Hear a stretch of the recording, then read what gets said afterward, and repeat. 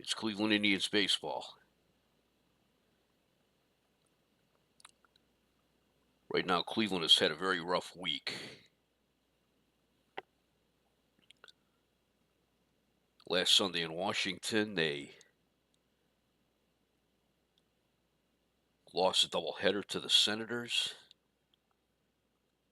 For some reason, the Indians never seem to play that well at RFK Stadium. Similar to back when the A's were in Kansas City.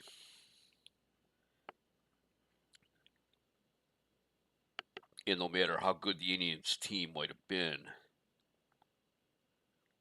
they always seem to play poorly at Municipal Stadium in Kansas City.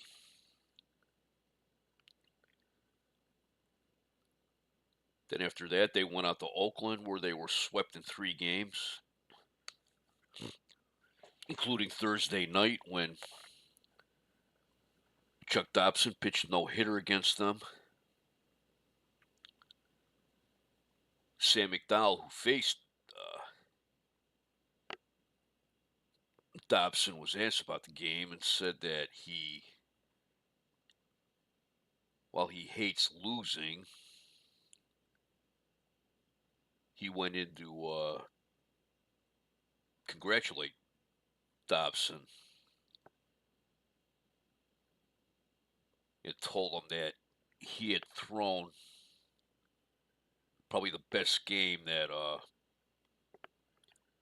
McDowell had ever seen one of the opposition pitch. And Alvin Dark also went in to congratulate Dobson. Dark had been Dobson's manager for part of the 1967 season when Dark was brought in late in the season to manage the Kansas City A's.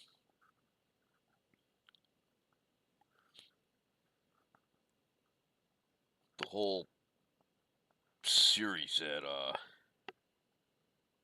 Oakland seems snake bit.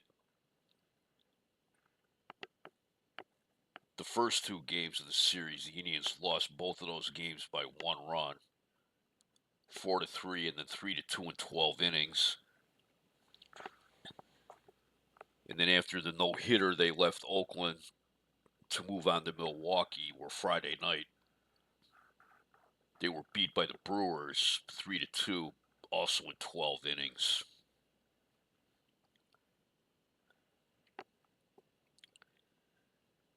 And then yesterday, to a bit of relief to the team,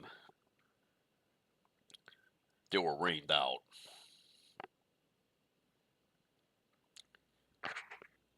And that might have been a fortuitous break for them because the Indians right now have a 6-game losing streak. And this has been their longest losing streak of the season so far. And it's just one of those times right now where it feels like they are never going to win another game.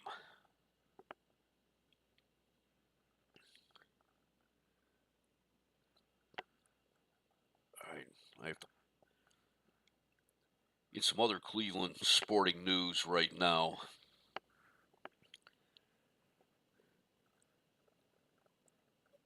the lockout of the NFL players ended in time for the Browns to start their preseason schedule.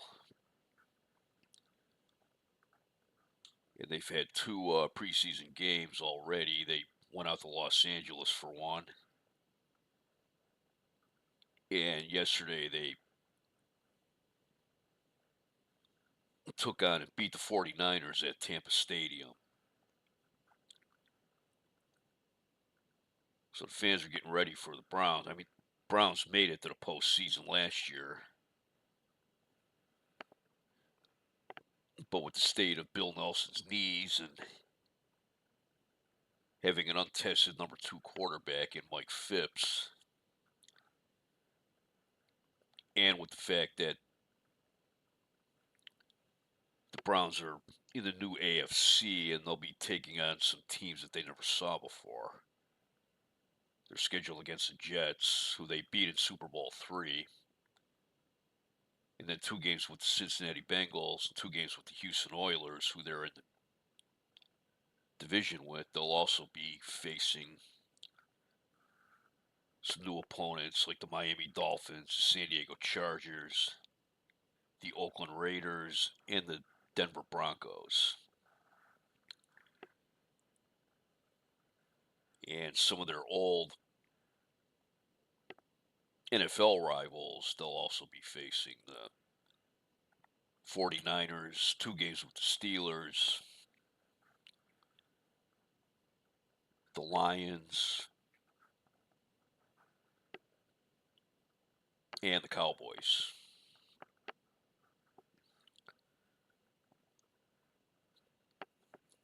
While Riverfront Stadium was being constructed, Paul Brown wanted the Browns to be the first team that the Bengals had a home game against at Riverfront Stadium, but when they saw how many advance tickets that the team sold, they dropped that request, and Cleveland will actually play they have a preseason game scheduled in Cincinnati on August 29th, and then they have a regular season game scheduled at Riverfront Stadium on November 15th.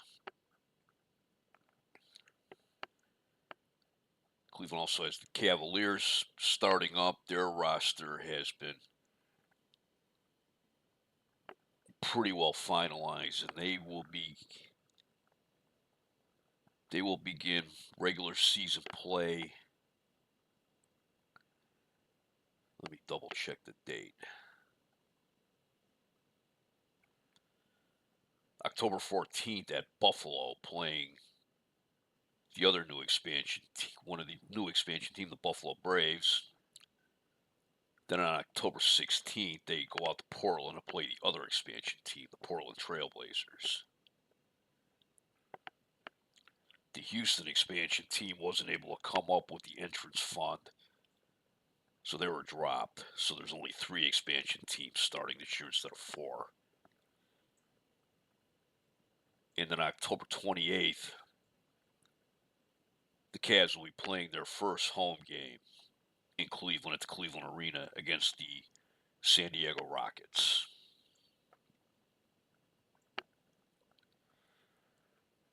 And there is some buzz about that. Cleveland had a team back in the old Basketball Association of America, the league that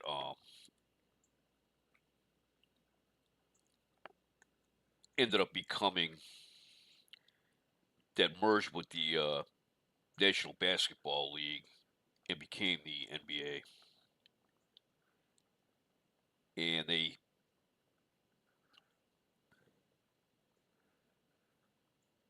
had a team that first year of the BAA, the Cleveland Rebels, who actually won the BAA championship that year, but they went out of business in June of 1947. Even being a championship team, they couldn't take on Bill Veeck's off-season activities in his first year as the Indians owner, the Cleveland Browns' first year in the All-America Football Conference, and the long-running Cleveland Barons of the American Hockey League. So we'll see about how the Cleveland Cavaliers do. There does seem to be some excitement in Cincinnati Royals for several years. made Cleveland practically their second home city, playing a lot of games. They got to the point where they would play one game against every team in Cleveland. And now with Cleveland being in the league, Cincinnati will be playing their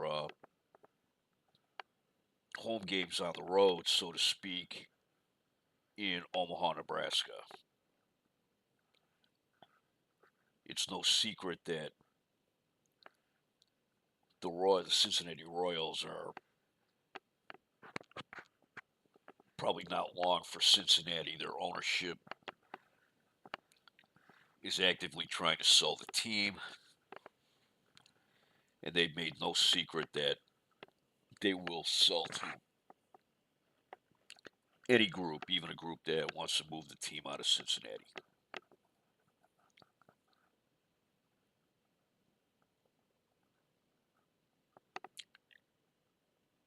And in a few minutes, we will get to the ball game. The Indians haven't made any roster moves or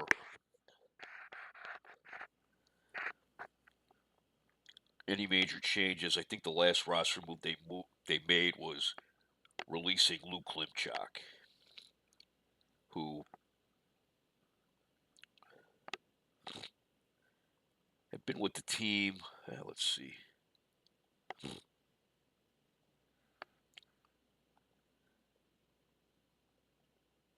He joined the team at the very end of the 1968 season, and he got into 69 games. In 69, he had 54 appearances in 1970.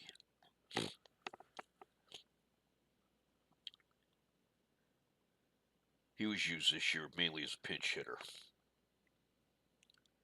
and he was hitting 204, and he hit 226 as a pinch hitter. He was released and was given the offer to become a coach, so that, let's see, if he has 5 years for his pension.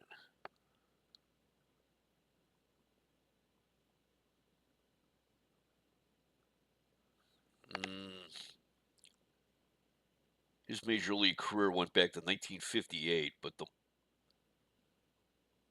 he only had 1 year, 1961, with the Athletics, where he got into as many as 86 games.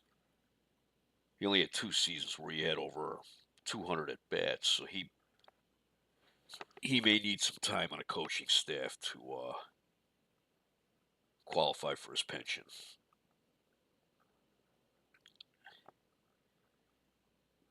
And we're going to take a break for a few minutes and get to the ball game.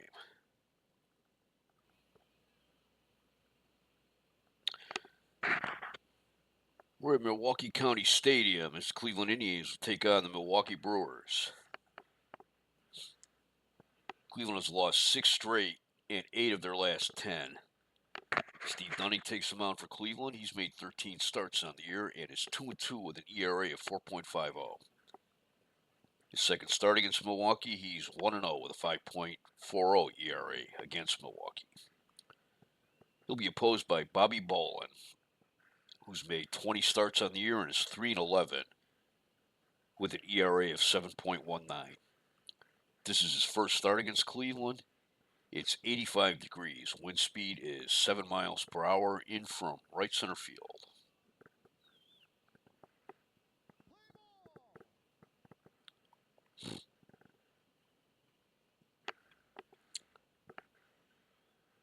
Starting lineup for the Cleveland Indians will be as follows. Leading off the shortstop, Larry Brown. He is playing for the injured Jack Heidemann right now. Batting second, the left fielder, Ted Uhlaender.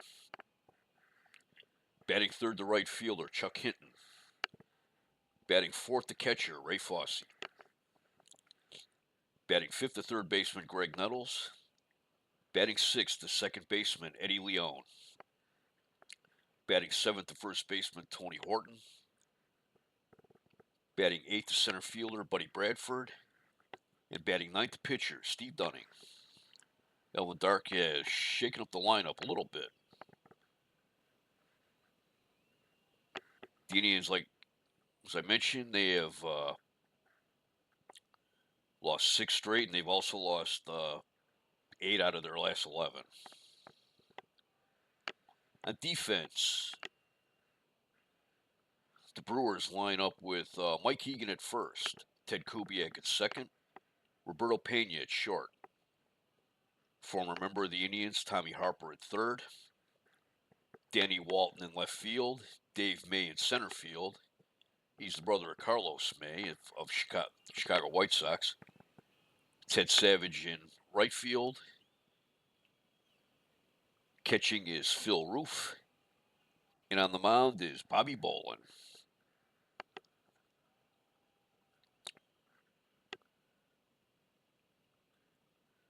Bobby Bolin has a record of 3-11 with a 7.19 ERA.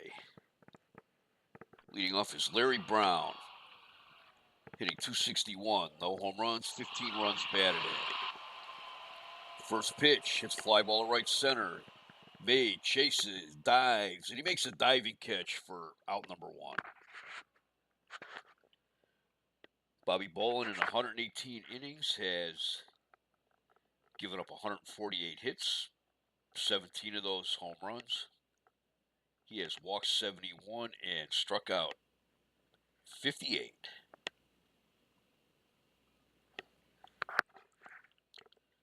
I'm sorry for the condition of my voice. I took my kid to the park a couple times this week, and my allergies are really kicking up right now. Bobby Bolin, this is his first year in the American League. Came over to the Brewers from the San Francisco Giants, where he had a career record in the National League of 71 wins, 65 losses, and 13 saves.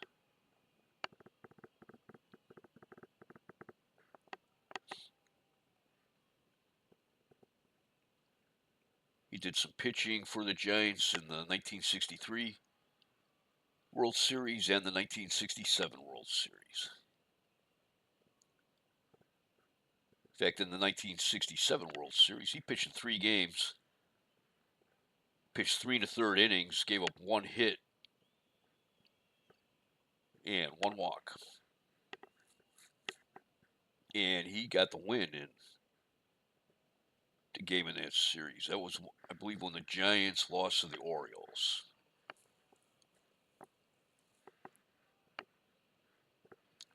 In 63, I believe that was the Giants losing against the Yankees.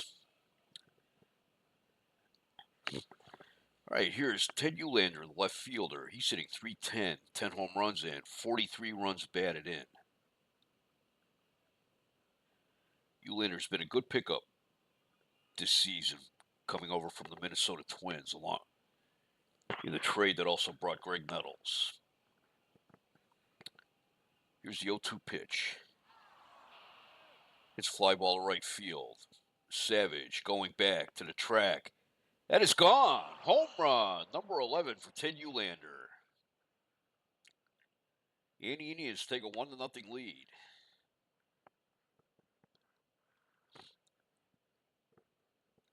Here's Chuck Hinton. He's hitting .322, 11 home runs and 36 runs batted in. He was slotted as a utility player this year, but various injuries to players like Roy Foster and Ted Ford and Jack Heidemann and Tony Horton and Ray Fosse have got him into the lineup more than he was expecting, and he has performed very well for the team. He hits a fly ball to left field. Danny Walton's there, and he's got it. 2 outs. And here's Ray Fosse, the starting catcher for the 1970 All-Star team.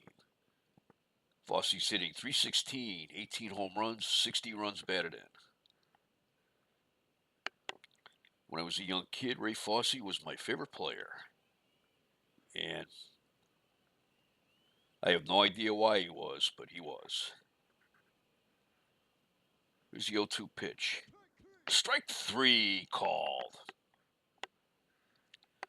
The Indians get 1 run, 1 hit, no errors, none left. We go to the bottom of the first. Cleveland 1, Milwaukee coming to bat.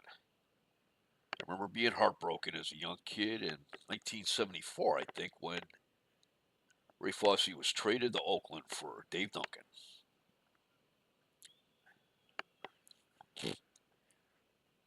And here's the Milwaukee Brewers starting lineup.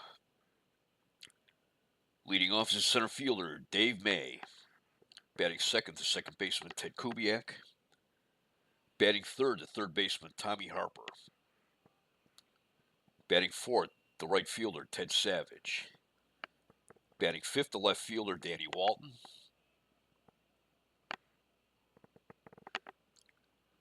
Batting sixth, the first baseman Mike Hegan. Batting seventh, the catcher Phil Roof. Batting eighth, the shortstop Roberto Pena. And batting ninth, the pitcher Bobby Bolin. On defense, Cleveland lines up with Tony Horton at first, Eddie Leone at second, Larry Brown at shortstop,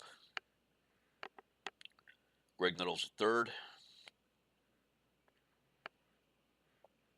Ted Uhlaender in left,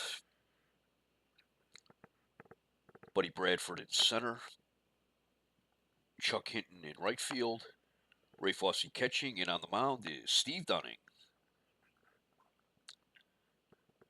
Dunning was the Indians' first pick in the recent draft.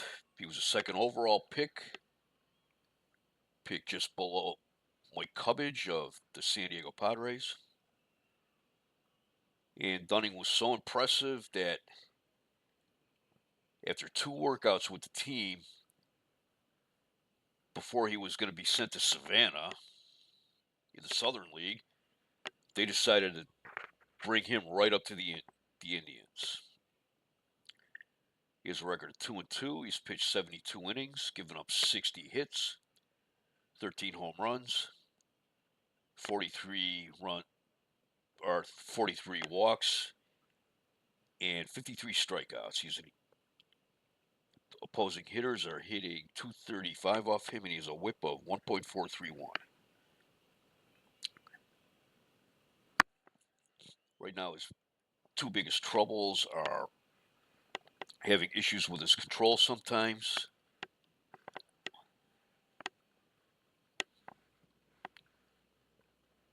not throwing enough strikes, and he is prone to give up the gopher ball. Ray Fosse said that the only pitcher on the team that throws harder than Dunning is Sam McDowell, and sometimes he said Dunning is about the equal of McDowell in throwing heat. And for starting out at the major league level, I think Dunning has been pretty decent this year so far. Leading off for the Brewers is Dave May, sitting .220, 5 home runs, and 20 runs batted in. Here's a 3-1 pitch. Ball 4.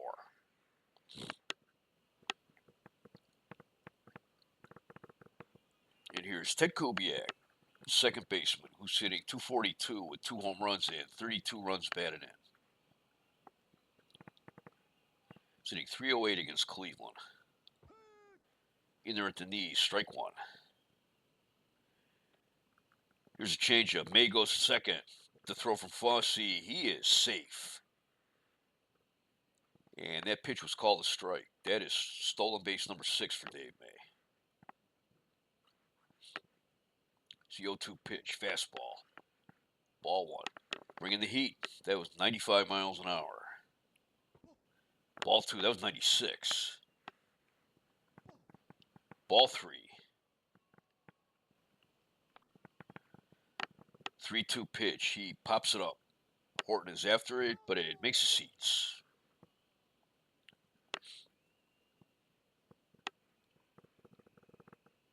My season's going back to 1940.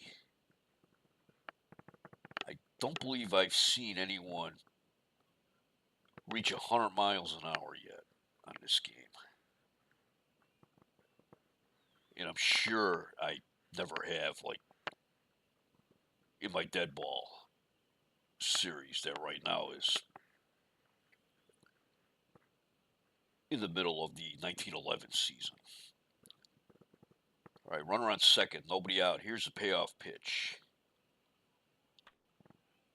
Kubiak hits bouncer right back to Dunning. He looks the runner back to second and throws a Horton at first. 1 out. Here is Tommy Harper, hitting .311, 27 home runs, 86 runs batted in.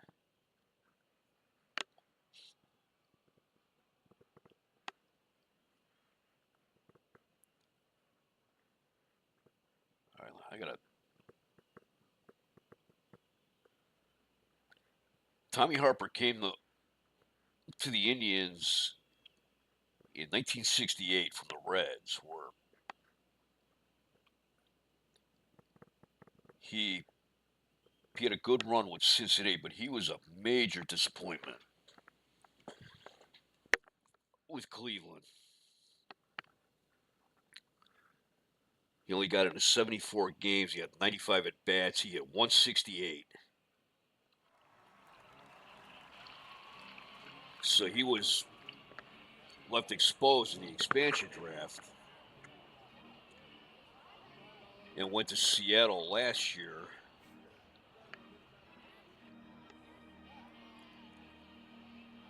And with this Seattle, Joe Schultz told him just run whenever you feel like it, basically. And he stole 92 bases with the Pilots last year. He was the Rookie of the Year in 1963 with Cincinnati. And he's having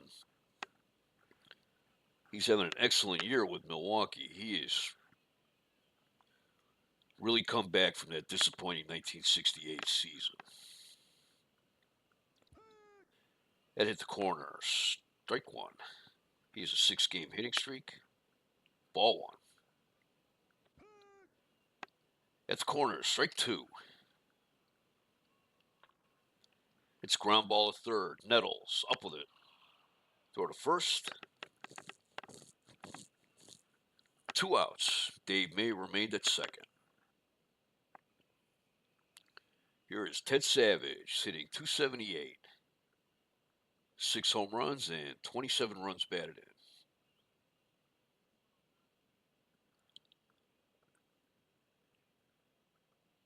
Ted Savage, before this year, had been a career National Leaguer, playing for the Phillies, Cardinals, Cubs, Dodgers, and the Reds. But he was not on the Reds at the same time as Tommy Harper. He was with the Reds last season.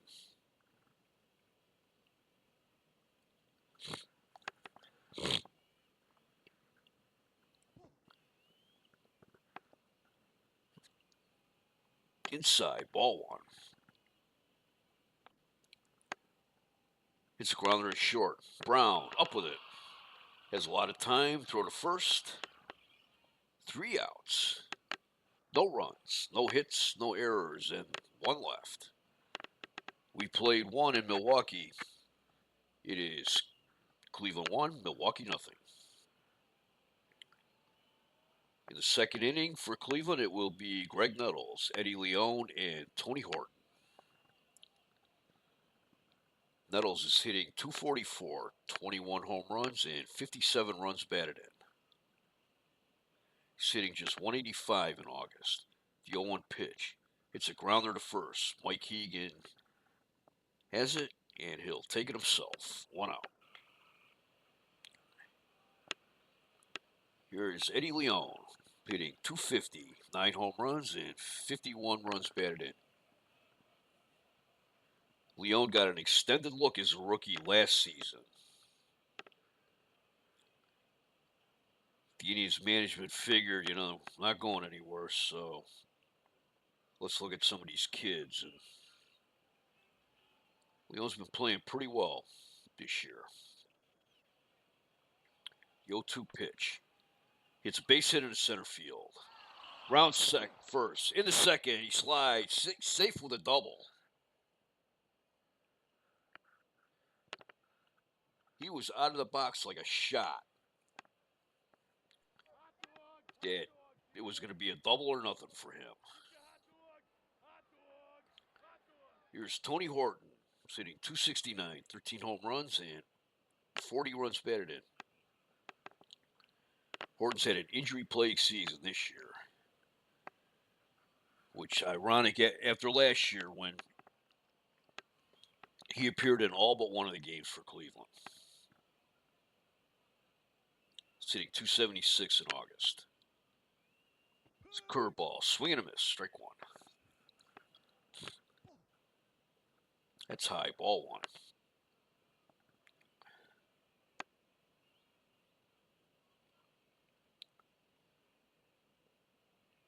Like Steve Dunning, Bolin is a fastball pitcher, but he is not as fast as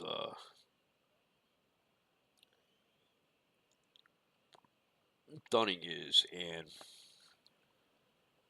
Bolin, you probably see a lot of fly ball outs. Here's the 1-1 pitch. Horton hits fly ball to center. Mays there. He's got it. Leone bluffs to third, but he will stay at second. It's 2 outs. And here is Buddy Bradford, who came over to Cleveland from the White Sox on June 15th. Since coming over to Cleveland, he's hitting .181 with 3 home runs and 10 runs batted in. He's hitting .171 against right-handers. It's fly ball down the left field line, but that is in the crowd. Strike one. That's low, ball one. Inside, ball two. That hit the outside corner. Strike two. 2 balls, 2 strikes, 2 outs, and runner on second. The changeup. Strike 3 called. He fooled Bradford on that one. No runs, 1 hit, no errors, 1 left. We go to the bottom of the second. Cleveland leads Milwaukee 1-0. For the Brewers in the second, it will be Danny Walton, Mike Hegan, and Phil Roof.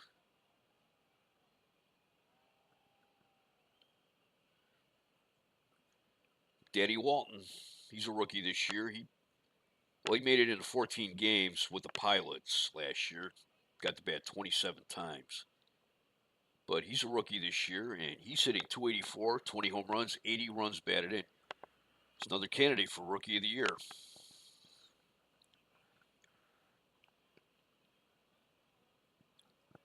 He's hitting .290 in August. Here's a 3-2 pitch. Strike 3 called. First strikeout of the game for Steve Dunning. Here's Mike Hegan, first baseman, hitting .249. 5 home runs, 36 runs batted in. Mike Hegan was the son of longtime Indians catcher Jim Hegan. While Mike Hegan is a Massachusetts native, he spent much of his childhood in Cleveland, and in fact graduated from St. Ignatius High School, which was a rival of my high school. And he was voted at one point, probably, let's see, he's 28 years old, so he'd be probably the class of 1960. He was voted Catholic Athlete of the Year in Cleveland, probably in 1960 when he was a senior. And like him, I was a Catholic school kid in the Cleveland area. Here's a 3-0 pitch. I believe the Hegan family lived in Lakewood when Jim Hegan played for the Indians. Ball 4. He was walked on 4 pitches. Here is Phil Roof hitting .248, 19 home runs and 62 runs batted in.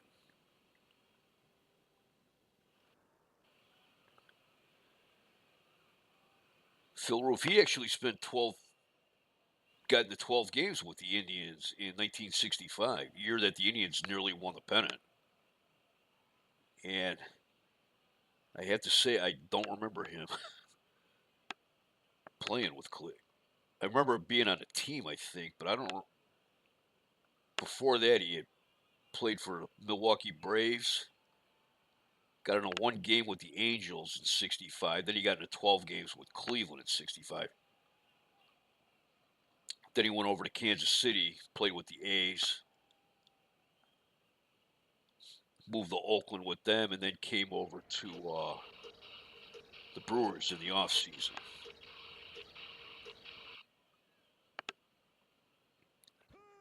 He's one of those guys. I remember getting a lot of his baseball cards when I was a kid. Ball inside, ball 1. 1 ball, 1 strike. Strike 2 called. Fouls it back. Strike 2. I'm looking at the Brewers home run totals. They got a couple guys. Harper with 27, Walton with 20, Roof with 19. And according to this, what I see on my screen, the county stadium effects for 1970, the right-handed batters do have a +7, +11% chance for home runs, while left-handers have a -5%. And Roof, Harper, and Walton are all right-handed hitters. It's the 1-2 pitch. It's a ground ball. Back to the mound. Dunning to throw to second. To first. Double play. That was a 1-4-3 double play. No runs, no hits, no errors, no one left. We played 2 complete in Milwaukee. Cleveland 1, Milwaukee nothing. For the Indians in the third, it will be Dunning, Brown, and Eulander. Steve Dunning is hitting .143, no home runs and no runs batted in. He is 3 for 21, and one of his 3 hits was a double.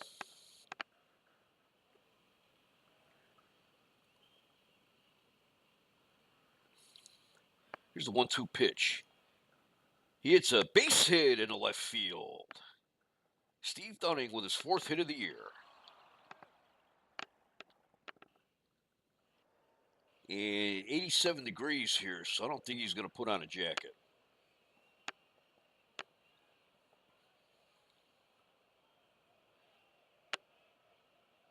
Here is Larry Brown, who's 0 for 1. He flied out his last time up. Ball 1, just above the letters. Ball 2. The Indians moved away from, speaking of their letters, they moved away from the vests after last season's debacle. They had worn them through most of the 60s. Pirates did away with the vest this year after they moved to Three Rivers Stadium last month. The Reds had done away with the vests, I think, in '67, I think. So that leaves the Oakland A's as the only team still wearing the vests as uniform shirts. Here's a 2-0 pitch. Too high, ball 3. 3 balls and no strikes. Strike 1 called. Ball 4. Indians have runners on first and second. Nobody out. They got a little rally going. Here is Ted Ullander, who's 1 for 1. He hit a solo home run in the first inning. That was low. Ball 1.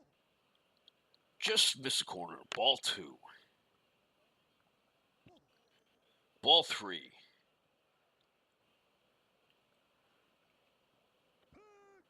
Strike 1.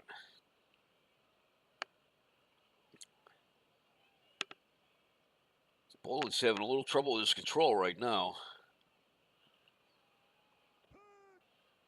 That hit the corner. Strike 2.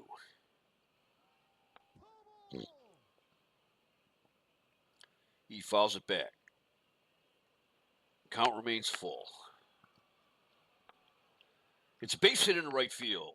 Savage up with it. Dunning rounds third. And he will stop. Bases loaded. Nobody out.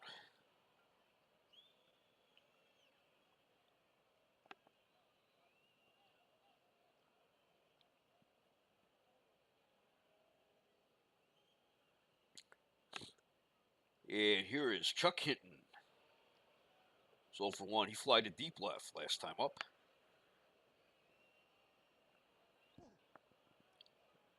Inside, ball 1. Ball 2, outside and high. Swing and a miss, strike 1. Hits a bouncer to third.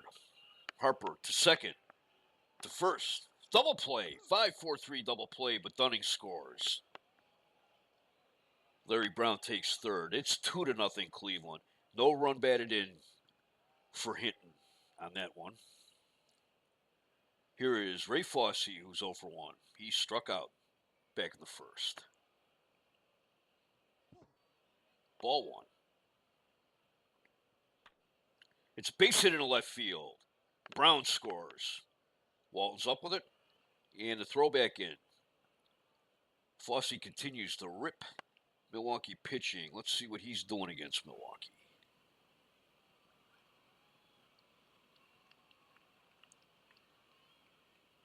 He is hitting .407 against Milwaukee. Fosse is hitting good against basically everybody except Kansas City of all teams. His lowest averages are Kansas City, the White Sox, and the Red Sox. That just always seems funny to me when they hit poorly against teams that aren't doing that well. Here's Greg Nettles, 0 for 1. Swing and a miss, strike 1.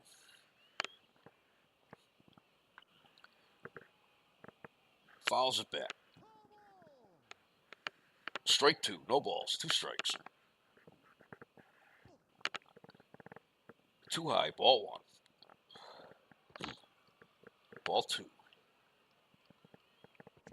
Strike 3 called. Strikeout number 3 for Boland, but the Indians get 2 runs, 3 hits, no errors. They left 1. We go to the bottom of the third. It is Cleveland 3, Milwaukee nothing.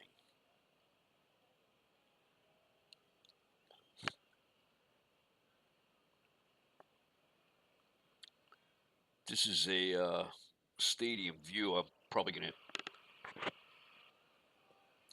have to change. Well, I'll see what the 2025 version of the game looks like. First, I'm still using the 2024 version.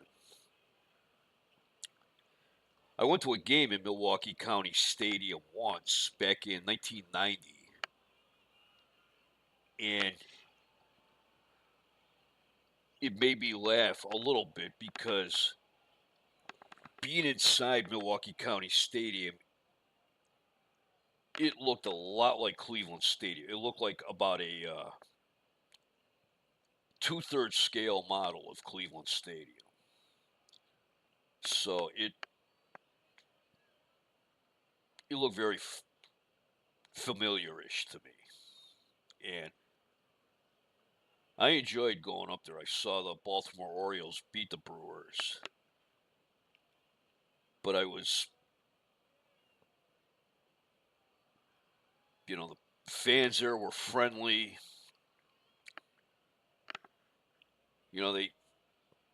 Several of the tailgaters outside saw me walking around by myself. I went there like kind of on a whim. And they're like, "Come on, have a brat," and all they have a beer. Like, I don't want, no thanks to the beer. I'm driving. But yeah, I'll have a brat coming from Cleveland. With kielbasa and stuff like that. Like, yeah, I'll have a sausage sandwich or a brat.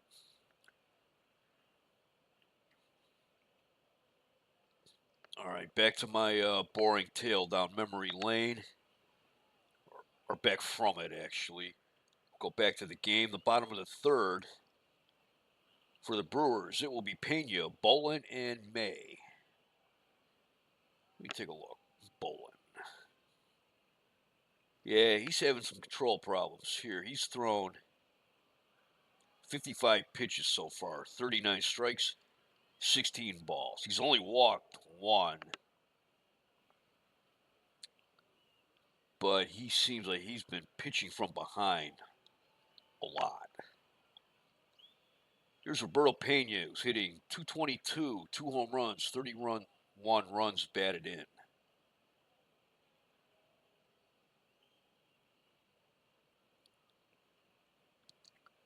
This Pena's first time in the American League. He came up with the Cubs, spent a year with the Phillies, then was part of the San Diego Padres original roster last year. He had .264 with the Padres. Had a decent year with them, 6 home runs, 31 runs batted in. He's 33 years old. Call him Baby. Here's a 2-0 pitch.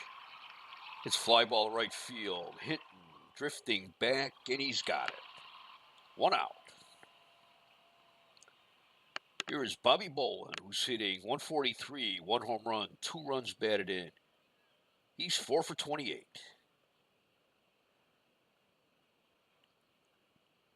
Here's the 1-0 pitch.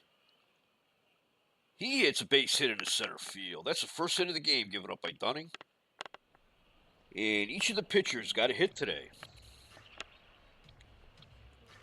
Here is Dave May. He walked in the first.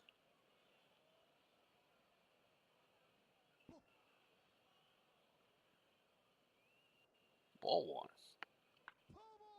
Fouls it back. Strike 1.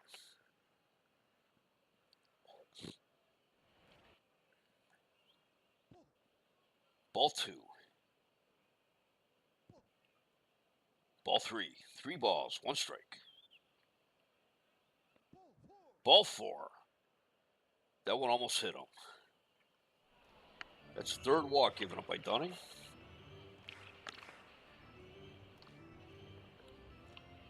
Let's take a look at Dave May.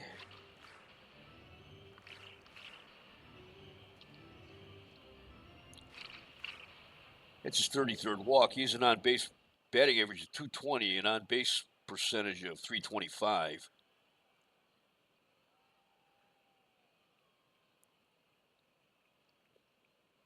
So it looks like he's got a good eye at the plate. He came over to the Brewers from the Orioles. It's Ted Kubiak. Fouls it back, strike 1.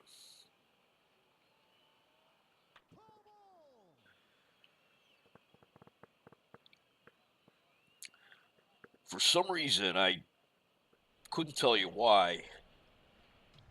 I vividly remember getting Ted Kubiak's baseball card in 1972. And when he was with the Texas Rangers. That was the Rangers' first year of operations. I don't know why I remember getting his card, but just like I remember getting Fred Stanley's card, the first pack of cards I ever bought, because Fred Stanley was a member of the Indians. No balls, 2 strikes, 1 out. Ball 1. Fouls it back. Count remains 1-2.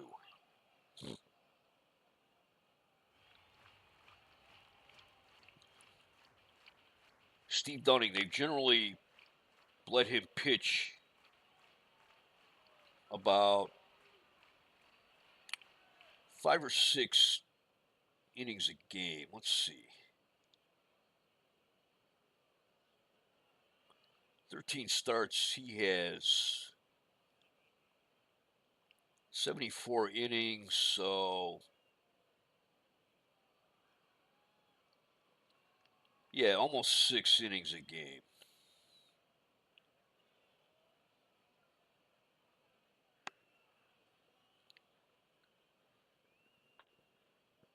Kubiak gets a base hit in the center field. Bolin rounds third.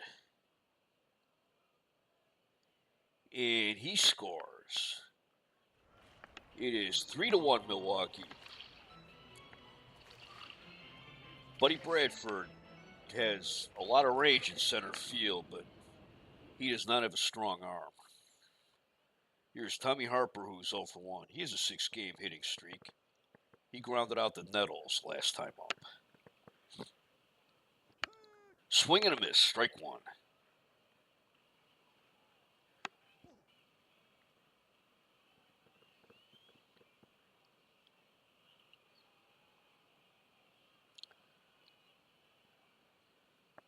Yeah, eventually, probably next month, I think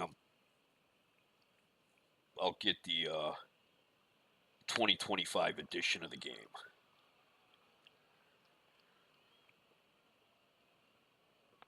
There's a curveball. Base hit, left field. May rounds third.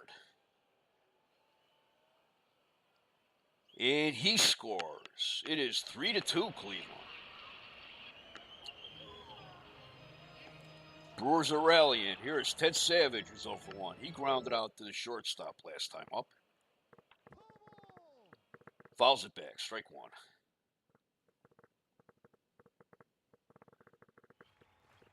I hear him playing the Charge. I remember them playing that at the Indians games when I was a kid. And I could never figure out why they would do that, because that's what the cavalry would play when they were battling the Indians, on the plains. Never understood why the Indians played that at the ballpark, but that's probably just me. I don't remember anybody else ever saying that. Here's the 0-1 pitch. For strike, Kubiak's going for third. Throw from Fosse. He is out. Caught stealing at third, but Harper steals second. That is Tommy Harper's 27th steal of the year. Let me see.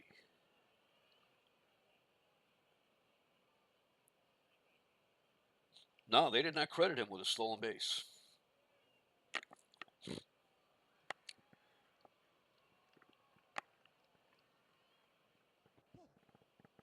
Ball 1.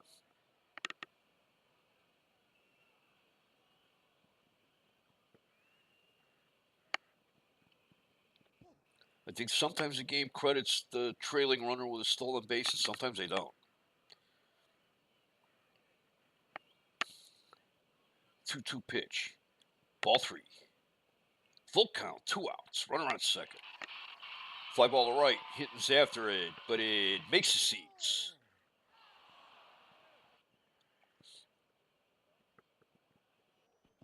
Ball 4.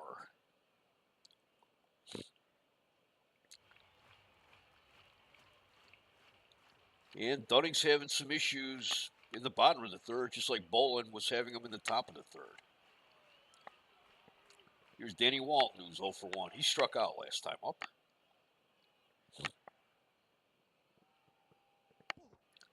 Ball 1.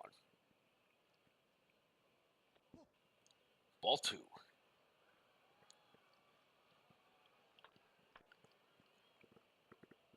Foul tip. That was right off of Fosse's mask. 2 balls, 1 strike.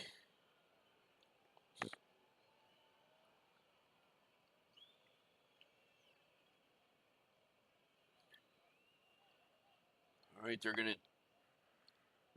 The ump is brushing off the plate for give Fosse a minute to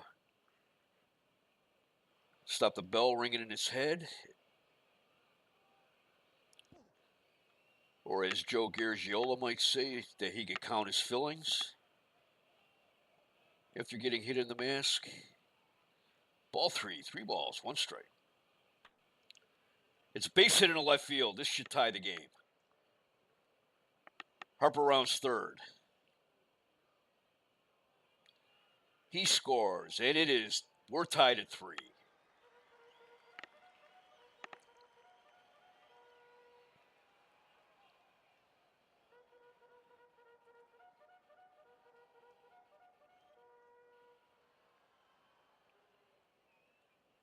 And Cleveland has Steve Mingori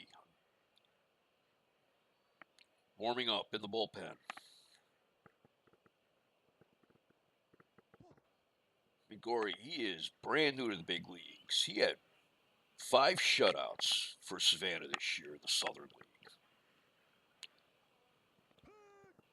Swing and a miss. Strike 1. 1 ball, 1 strike. Strike 2 called. Up and in. Ball 2. Too low. Ball 3. Full count. Swing and a miss. Strike 3. But it's a big inning for Milwaukee. 3 runs, 4 hits, no errors. They left 2. We played 3, and we are tied at 3 apiece.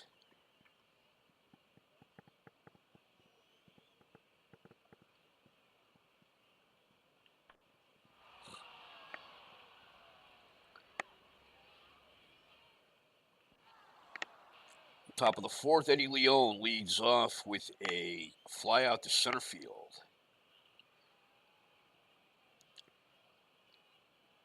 And before we get back to the game, we're going to take a look around the league.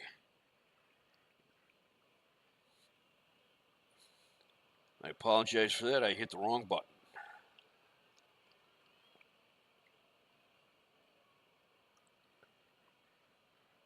Top of the 5th at Wrigley Field. Cubs lead the Dodgers 2-0.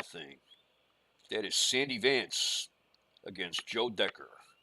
Chicago right now is a half game ahead of the New York Mets in the National League East. Bottom of the 7th in Pittsburgh, the Padres lead the Pirates 4-2. Clarence Gaston hit his 21st home run for San Diego. That is Danny Combs against Doc Ellis. Top of the 8th in Cincinnati, the Phillies lead the Reds 4-3. Darren Johnson hit his 19th home run of the year for the Phillies. That is Dick Selma against young Don Gullett. Top of the 7th in Atlanta, Mets and the Braves are tied at 3. That is Nolan Ryan against Navarro. Last weekend on the Game of the Week, Nolan Ryan pitched a near no-hitter. Ended up losing the game, though, to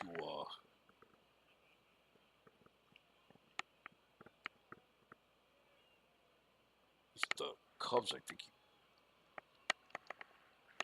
I don't even remember who he pitched against. And the top of the 9th at Fenway Park, the Twins lead the Red Sox 3-2. Sparky Lyles pitching for Boston. Top of the 8th at Yankee Stadium. The Yankees lead the Royals 4-1. Gene Michael hit his 4th home run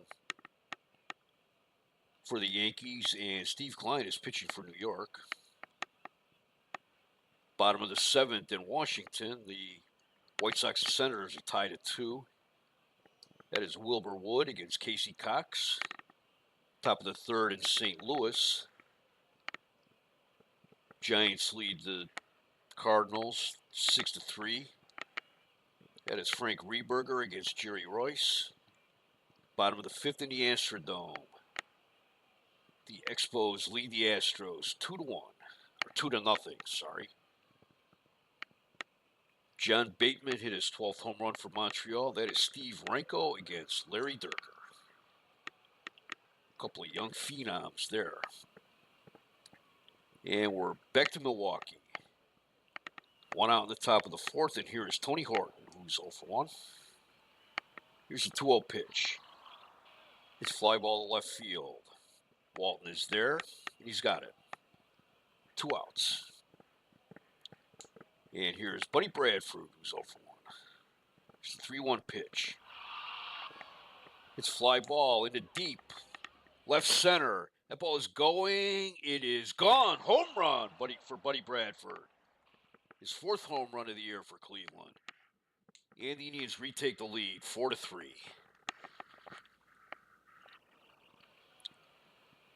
And here is Steve Dunning, who's 1 for 1. He singled his last time up.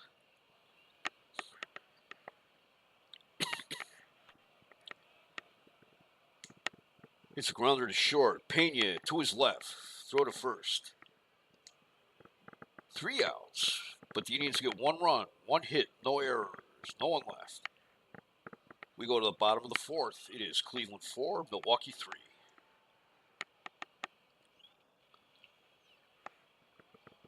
And in the 4th inning for Milwaukee, it will be Roof, Pena, and Bolin. Roof is 0 for 1. He grounded into a double play last time up. The 1-1 pitch. It's pop-up on the infield. Brown will take it. 1 out. And Roberto Pena, he's 0 for 1. He flied to deep right his last time up. The 1-2 pitch. It's base hit in the left center. Eulander's up with it. And Pena is on first with a single. Here is Bobby Bolin, who he's 1 for 1. He's singled. Bolin is an excellent bunter. And the Indians will be playing up for the bunt.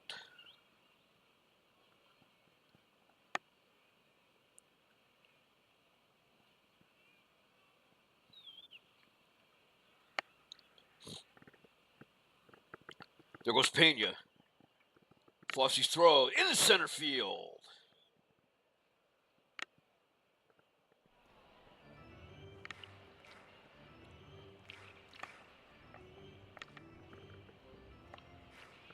Pena takes 3rd. That is his 2nd stolen base. And an error on Fosse.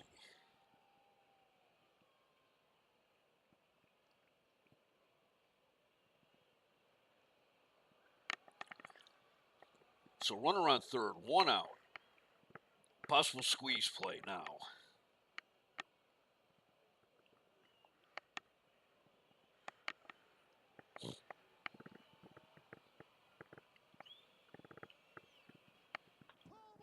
Fouls it back. Strike 2.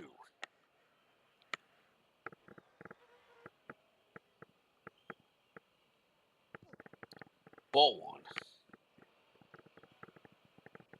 Strike 3 called. Strikeout number 3 for Dunning. Here is Dave May. He has walked twice today.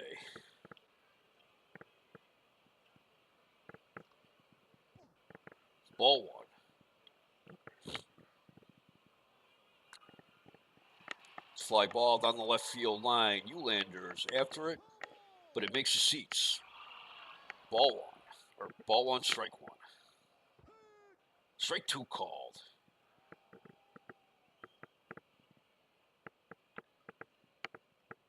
It's a liner down the right field line, but that is foul.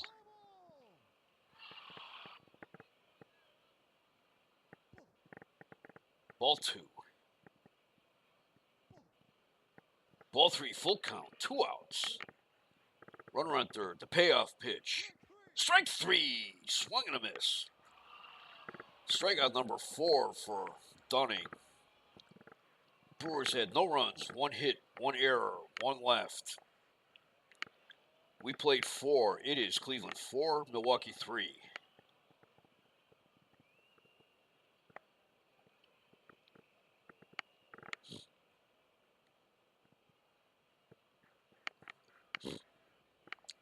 For the Indians in the 5th, it will be Larry Brown, Ted Eulander, and Chuck Hinton.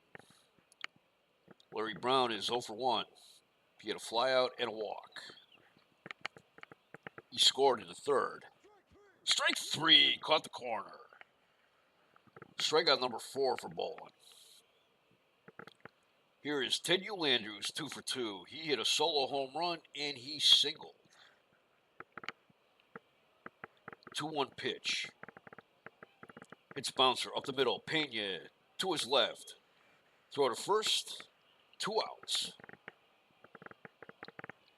And here's Chuck Hinton, who's 0 for 2. Fly to deep left and grounded into a double play in the 3rd. But in that double play he grounded into, Dunning scored on that. Ball 4.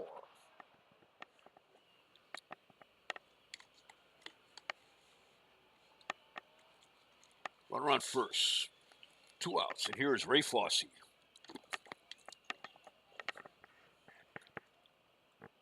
Fosse is 1 for 2. Struck out and singled in the 3rd. Larry Brown scored on his single. That increased the Indians' lead to 3-0.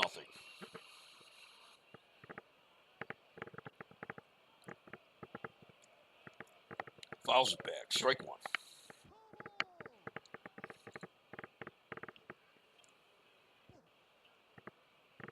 High and inside. Ball 1. Ball 2. 5th inning at Wrigley. Dodgers suddenly, they scored 6 in the 5th. They have taken a 6-2 lead against the Cubs. Fosse gets a fly ball to center. May going back. He is on the track at the wall, and he's got it. 3 outs, no runs, no hits, no errors, 1 left. We go to the bottom of the 5th. It is Cleveland 4, Milwaukee 3.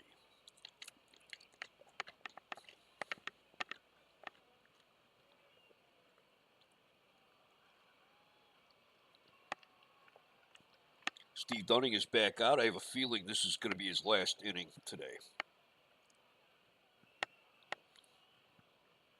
For the Brewers, it will be Ted Kubiak, Tommy Harper, and Ted Savage in the 5th. Kubiak is 1 for 2. He grounded out in the 1st and singled in the 3rd, scoring Bolin. He drove in the first run of the game for the Brewers. Here's the 1-1 pitch. Tipped it back. Strike 2, 1 ball, 2 strikes. Strike 3 called. That's strikeout number 5 for Dunning. Here's Tommy Harper. He's 1 for 2. He grounded out and he singled in the 3rd. And he scored Dave May, which made the Cleveland 3, Milwaukee 2 at the time. The 1-0 pitch. It's a liner right to the shortstop. Brown has it. 2 outs.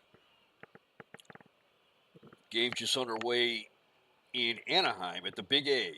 Tigers and the Angels. No score so far. Here is Ted Savage, who's 0 for 1. He grounded out and walked. Here's the 2-2 pitch.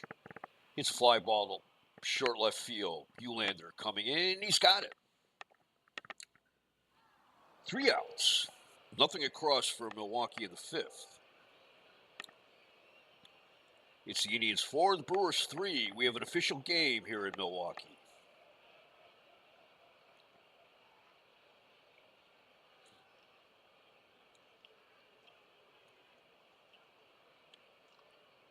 Steve McGorry's warming up again.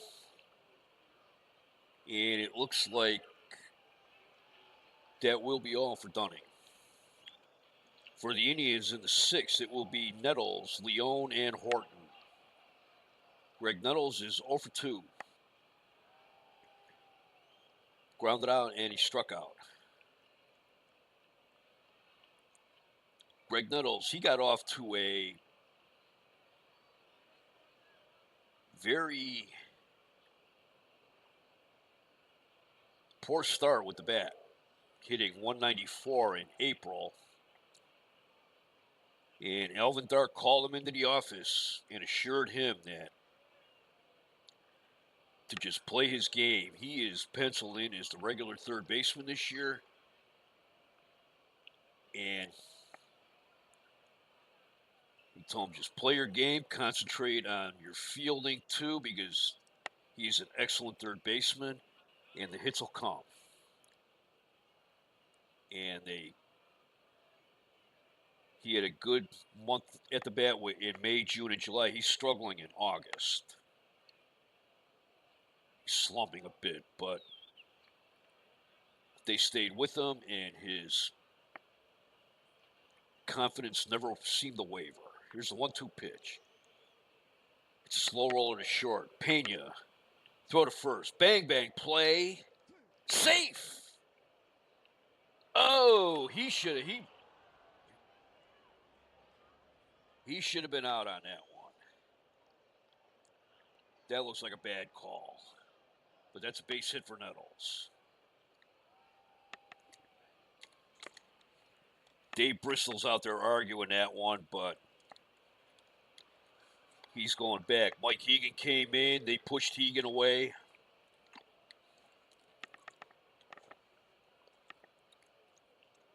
Bristol goes back, and here is Eddie Leone, who's 1 for 2.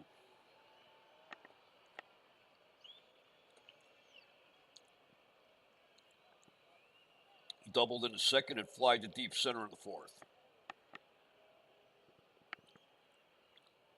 Leone's a good bunter. They're playing him the bunt. Swing and a miss, strike 1. He lays down a bunt. Bolin up with it to Kubiak at first. And Nettles takes second on the sacrifice. Here's Tony Horton with 1 out, runner on second. Tony is 0 for 2. He had a pair of deep fly outs out in left and left center. Ball 1 outside. Pops it up. Foul ground. Harper's there, and he's got it. Made a nice play, reaching into the stands.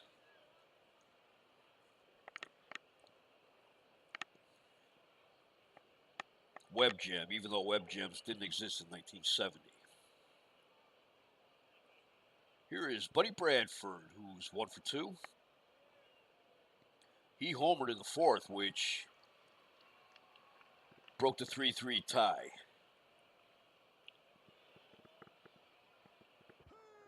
Swing and a miss, strike 1.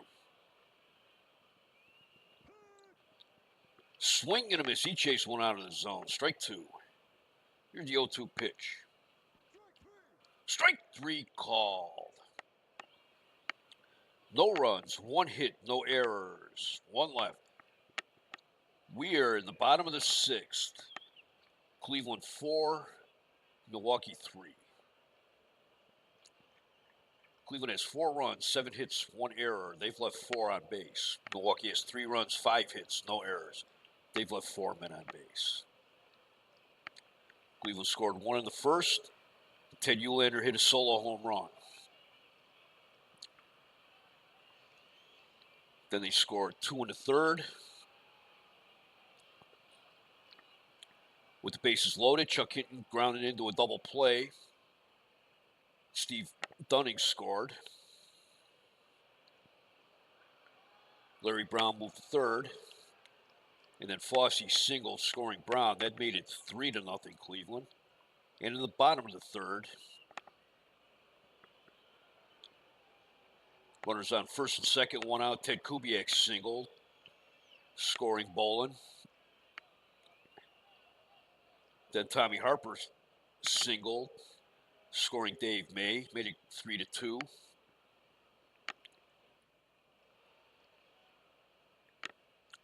And then Danny Walton singled, scoring Tommy Harper, tied the game 3-3. And then in the fourth inning, Buddy Bradford hit a solo home run. And that's where we're at right now. It is 4-3 Cleveland. Coming in a pitch for Cleveland is Steve Mingori.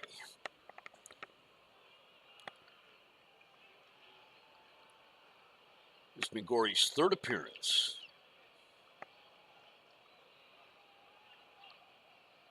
He made his major league debut on August 5th against the Yankees. He pitched 1 2/3 innings. He gave up 2 hits and he struck out 2. Then 2 days later, he pitched against the Orioles, and it looked like he had a bad case of nerves on that day. He faced 5 hitters. He gave up 3 hits and 2 walks. He didn't get anybody out. And all 5 of those men who got on base against him scored off it.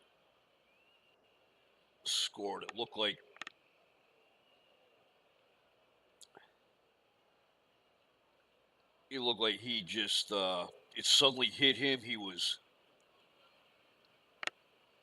not pitching in Savannah anymore. And so they sat him down for a little while, gave him some extra coaching, some extra warm-ups, and here he is, back again. He is 0-1. He has an ERA of 27.00. 1 2/3 innings. He has walked 2, struck out 2. And here is Danny Walton. It'll be Walton, Hegan, and Roof.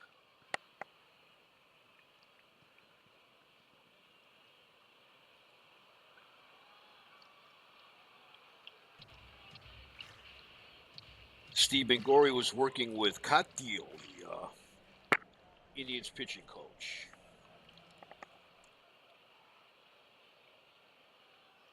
As I mentioned in the pregame show, Lou Klimchak was released with an offer to coach, possibly to replace Hoot Evers, who had been a long-time Indians front office fixture and a coach, but who was offered a job with the Tigers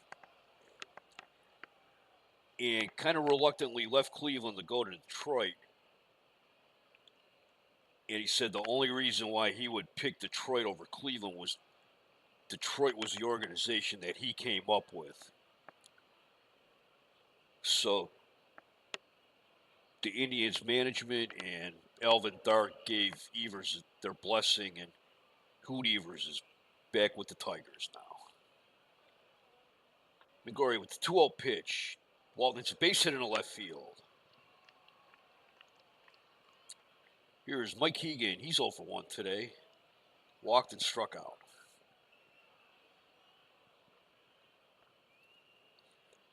He lays down a bunt. Horton up with it. Throws to Leone. And he's out. And Walton takes second on the sacrifice. One out. Here is Phil Roof. Danny Walton on second. Roof is 0 for 2 today. Ball one. Strike one called. Let me see what McGorry's got. McGorry's a fastball pitcher. Not quite at the level of Dunning, but looks like he can bring some heat. He needs a pretty high on him. He had a good minor league record this year. 1-1 pitch. Strike two called.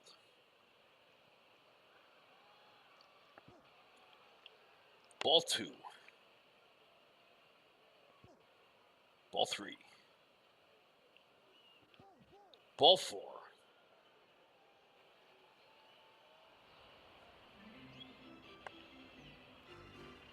Here's Roberto Pena, who's 1 for 2. Fly to deep right and singled. It's a line drive into left center, base hit.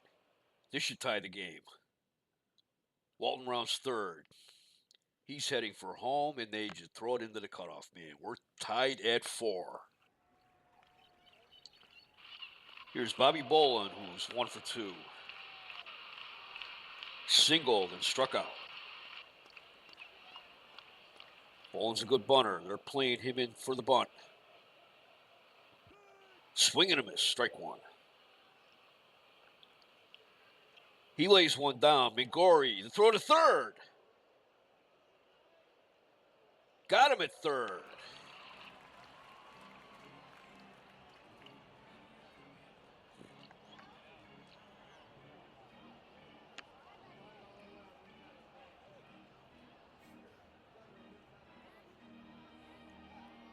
I see he threw it through that too. I think Brown made the put out.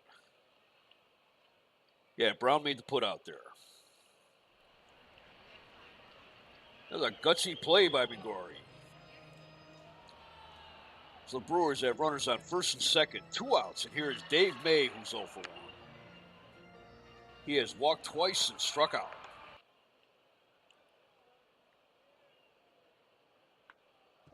Fouled tip. Now that one's off the umpire's mask. Strike one. There's going to be a lot of fillings down there by the plate area today.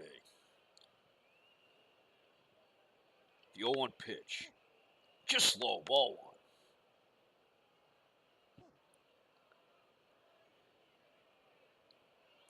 Ball, they appeal.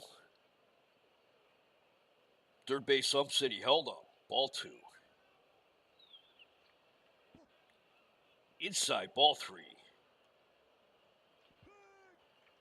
Swing and a miss. That was at a. He swung at ball four there.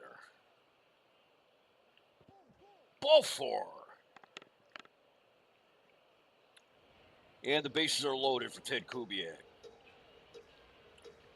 He's 1 for 3. He singled and drove in a run in the third.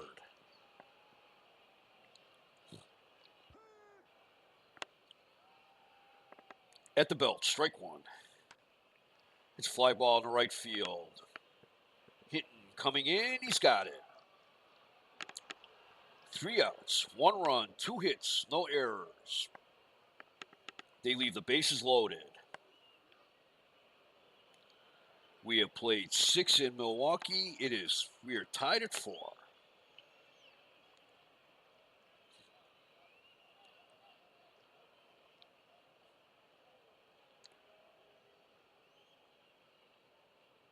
Pinch hitting for Steve McGorry is Vern Fuller.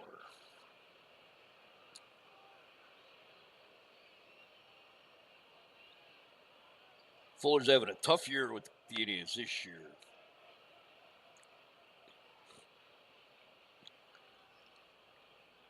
After being a regular in 68 and a semi-regular last year, he has been riding the pine this year.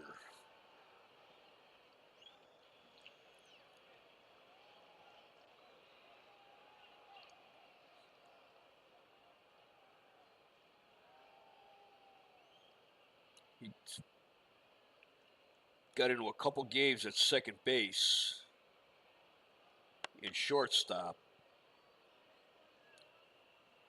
with Heidemann and Leone being injured. But that's it. He's gotten a bat 50 times this year. He's hitting .060. He is 3 for 50 this year with 1 double. His pinch hitter, he's hitting .083.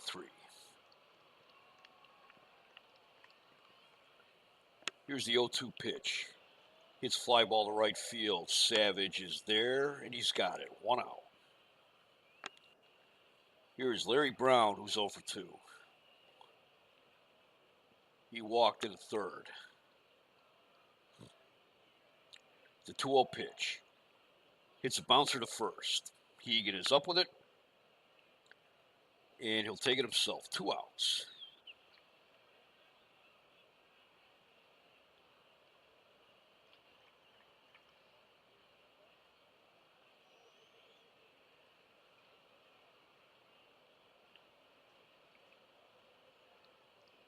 Let's see. The Indians have Rick Austin warming up in the bullpen. Another one of their rookies. Here is Ted Uhlaender, who's 2 for 3. He homered in the first and singled in the third. Here's the 2-0 pitch. It's a base hit in the left field. Walton's up with it. And that's hit number 3 for Uhlaender today.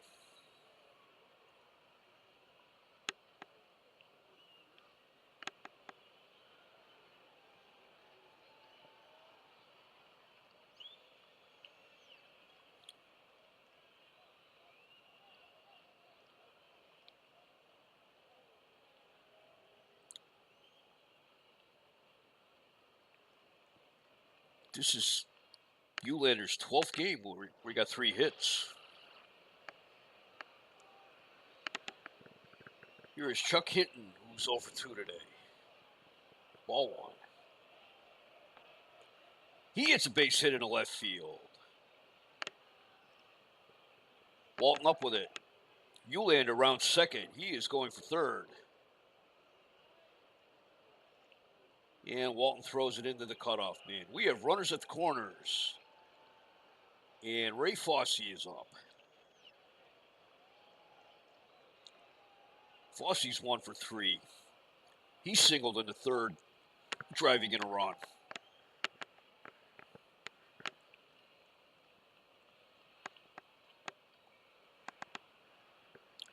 Roof goes out to confer with Bobby Bolin.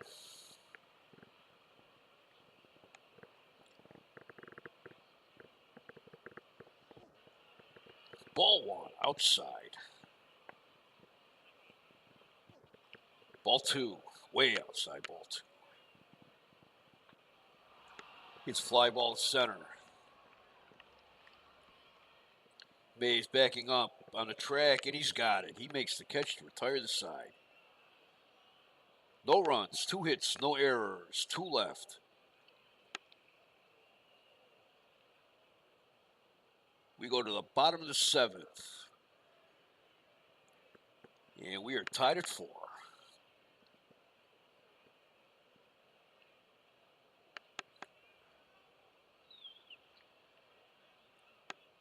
In the middle of the 7th, let's check out the scores again. Bottom of the 6th at Wrigley Field, the Dodgers lead the Cubs 7-4. Wes Parker's 3 for 4. Right now it is Sandy Vance.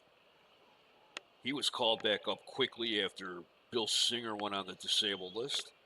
And he's pitching against Jim Colburn. Final in Pittsburgh. Padres beat the Pirates 4-3. Pirates are in third place. They're trying to make a run on the Cubs and the Mets. Danny Combs got the win. He's 10-9, and Doc Ellis took the loss for Pittsburgh. He's 7-13.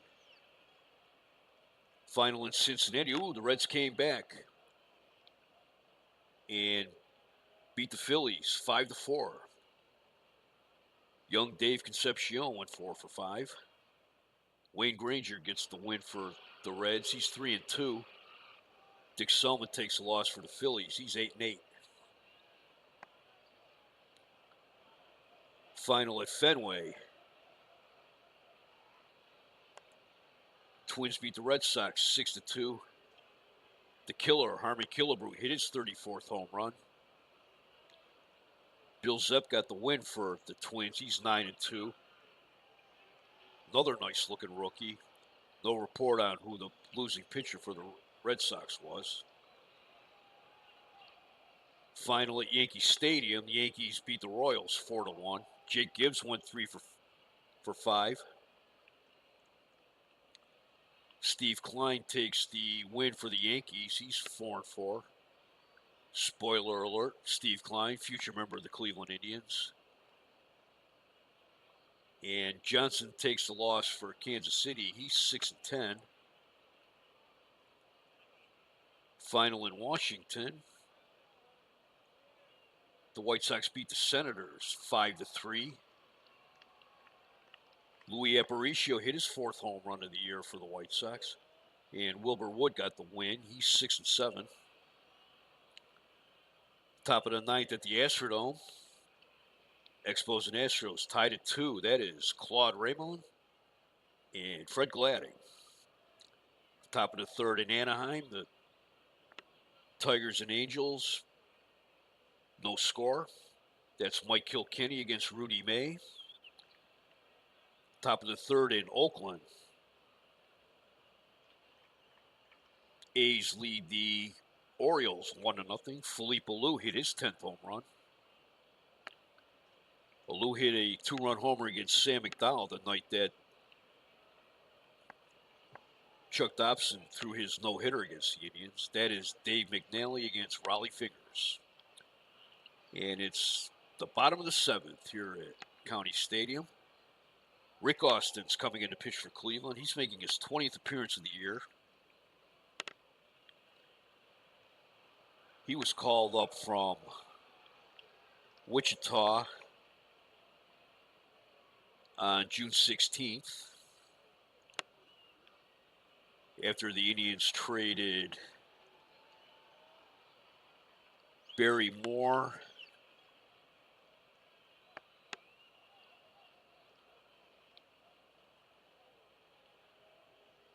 and Bob Miller to the White Sox. They came over in the Buddy Bradford deal. Rick Austin was called up as a replacement for their spot.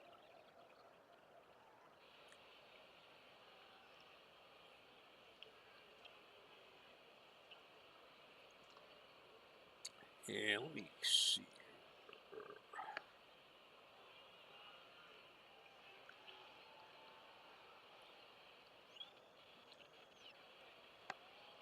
Yeah, because the Indians had 11 pitchers at that point.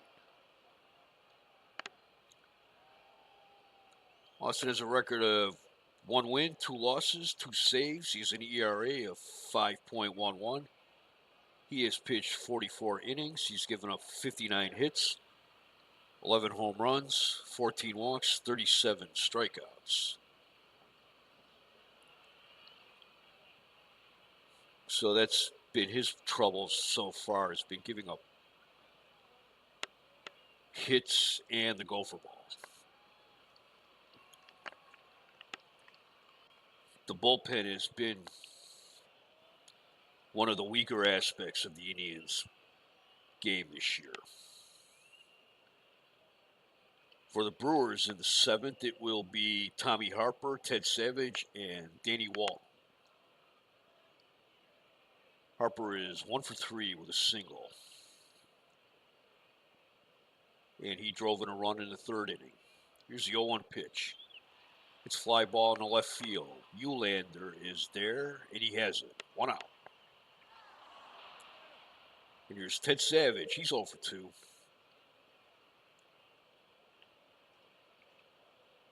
And he has 1 walk today. The 0-2 pitch. Strike 3 call. Savage is out. And that's 2 outs. And here is Danny Walton, who's 2 for 3 with a pair of singles. He drove in a run in the 3rd inning.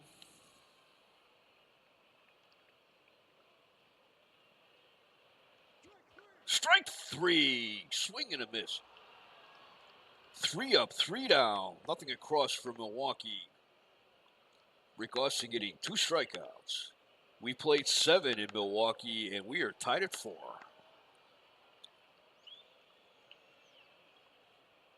Bobby Boland's back out. I got a feeling this will be his last inning. In the 8th, he will face Nettles, Leone, and Horton. Nettles is 1 for 3 today. He singled his last time up. It's a slow roller to short. Pena. Throw to first. Safe! That's his 2nd infield hit of the game.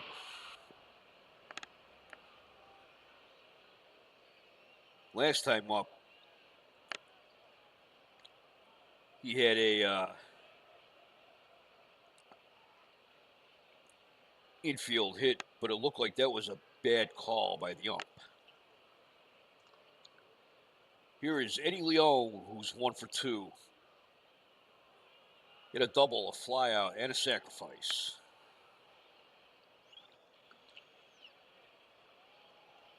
Harper's playing him in the bunt. Leone lays one down. Roof to Kubiak. 1 out as Nettles takes 2nd on the sacrifice. Here's Tony Horton, who's 0 for 3 today. 2 flyouts and a pop-out. Sitting 239 with runners in scoring position. Outside, ball 1.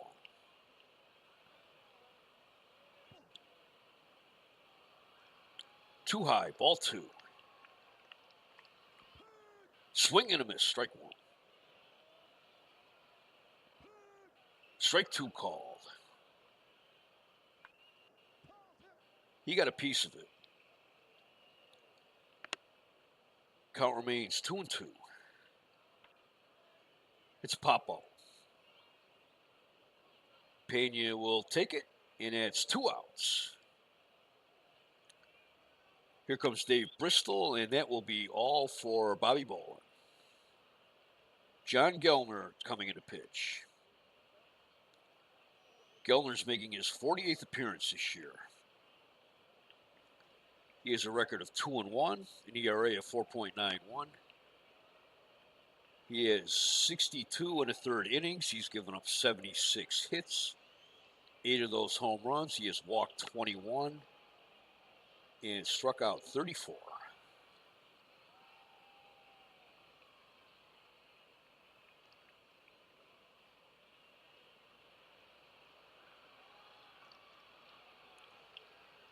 Gellner had a couple of short stints with the Pirates in 1964 and 1967.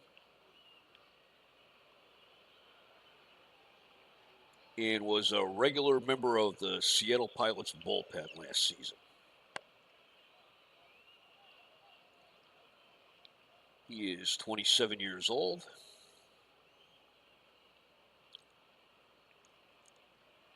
He's a fastball pitcher. Get a lot of ground ball outs. And he throws, it looks like probably about the same velocity as Bobby Boland. 2 outs, runner on second. Here's Buddy Bradford. He's 1 for 3. He struck out twice, and he hit a home run in the 4th inning that temporarily gave the Indians the lead again. It's a liner down the third base line, but that's foul.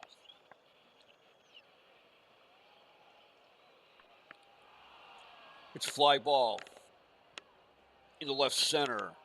Walton is back, and he's got it at the track. 3 outs, no runs, 1 hit, no errors, 1 left. We go to the bottom of the 8th, and we are tied at 4.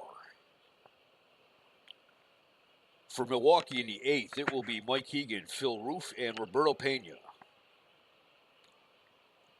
Mike Hegan is 0 for 1. He has a walk, a strikeout, and a sacrifice bunt. Mike Hegan, like I said before, has a Cleveland connection. His father played for Cleveland, went to school in Cleveland. Spoiler alert, he never plays for the Indians, but he will become a long-time broadcaster and telecaster for the Indians in the 90s. I think he started in the 80s with them, actually, but during the Jacobs Field era of champions from 94 to 2001, he was an integral part of the Indians broadcasting, or telecasting, I guess.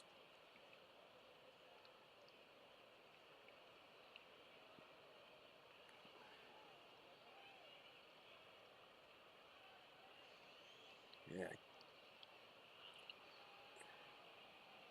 In fact, he went to John Carroll University in University Heights, Ohio, and then he left there probably around the time that his dad became a coach for the Yankees, and went to Holy Cross in Worcester, Massachusetts. My sister spent some time at John Carroll University, and I took some continuing ed there. Here's the 1-0 pitch to Hegan. He hits a fly ball at center. Bradford back on the track at the wall, and he's got it. 1 out. Here's Phil Roof, who's 0 for 2. He walked last time up, and he grounded into a double play and popped to the shortstop. The 2-2 pitch. It's fly ball left field. Uhlaender at the line, and he's got it in foul territory. 2 outs.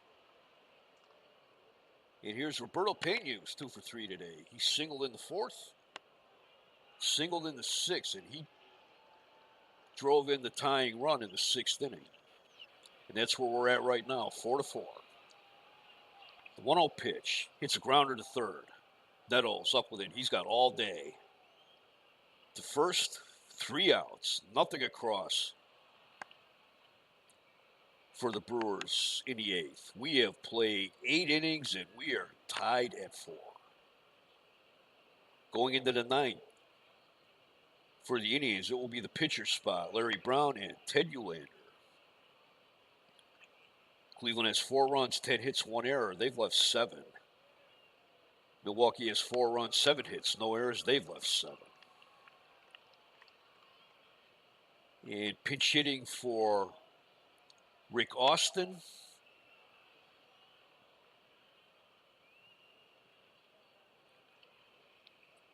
will be Duke Sims. Duke Sims, he went into spring training expecting to be the Indians' full-time catcher this year. And he got supplanted by Ray Fosse. But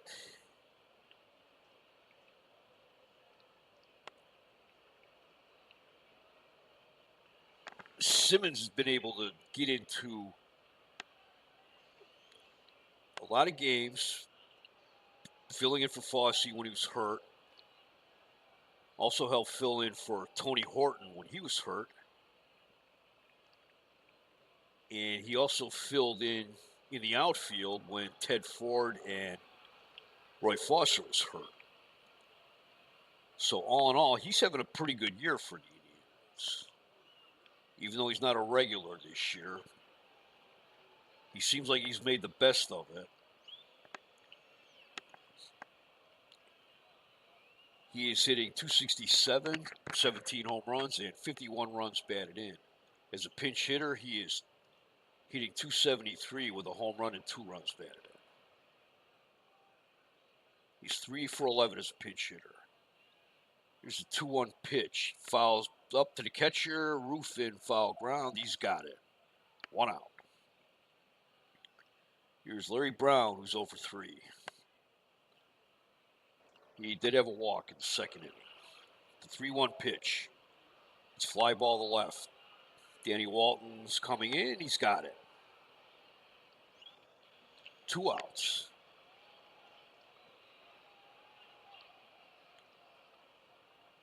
The Indians have Fred Lasher in the bullpen warming up. And here comes Bristol, and that'll be all for John Gellner. Coming into pitches, Ken Sanders. Sanders is making his 37th appearance of the season. He has a record of 3-5 with 9 saves, a 2.47 ERA. He's pitched 54 2/3 innings with 48 hits. Hasn't given up a home run. Walked 26, struck out 36. And another spoiler alert.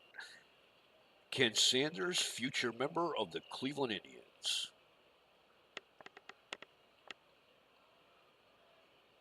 Sanders pitched for the Kansas City Athletics, then went over to Boston in '66.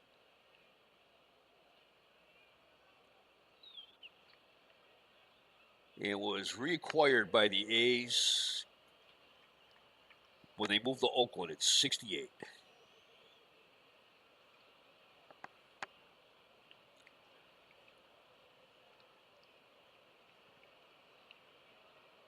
Ken Sanders is a fastball pitcher.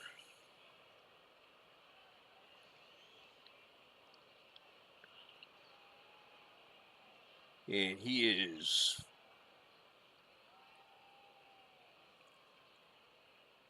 a ground ball pitcher. He has induced 8 double plays this year. He has come in with 18 inherited runners, and 4 of them have scored. He's had 12 save opportunities and got 9 saves. Well, this is not a save opportunity for him. Here's Ted Uhlaender, who's 3 for 4. Hit a homer in the first, single in the third, and singled in the 7th. Here's the 1-2 pitch. Hits a grounder to second. Kubiak's up with it. Throw to first. And that's all for the Indians in the 9th. Nothing across. We have played 8.5 innings, and we are tied at 4. Fred Lasher is in the pitch.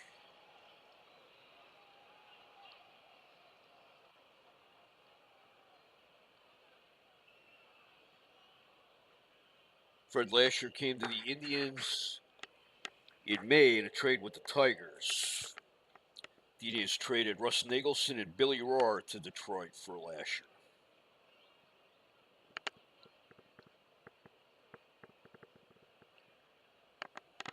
Lasher, he has a 3-game losing streak right now. He has a record of 5-3 with a 3.32 ERA.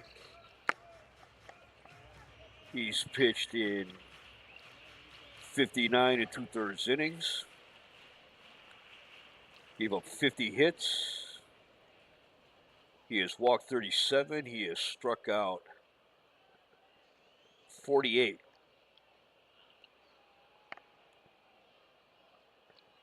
He's another fastball pitcher that the Indians have. They have a lot of fastball pitchers. For the Brewers in the 9th, it will be the pitcher's spot, May and Kubiak. And pinch hitting for Sanders will be Tito Francona.